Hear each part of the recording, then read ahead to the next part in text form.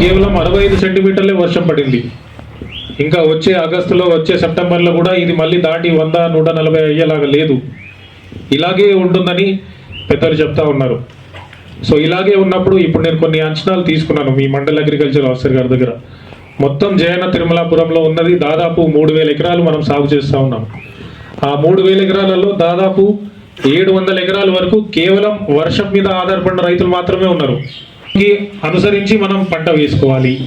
ఆ పంట ఏం వేసుకోవాలని చెప్పి మీకు వ్యవసాయ శాఖ వారు ఒక చిన్న పాంఫ్లెట్ ఇచ్చినారు.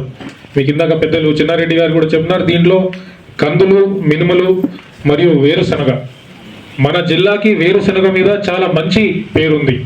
అల్ఫా టాక్సిన్ ఫ్రీ అని వేరే ప్రపంచంలో ఎక్కడ దొరకని కూడా మనకి ఈ వేరుశనగలు అనేది మన జిల్లాలో దొరుకుతున్నాయి.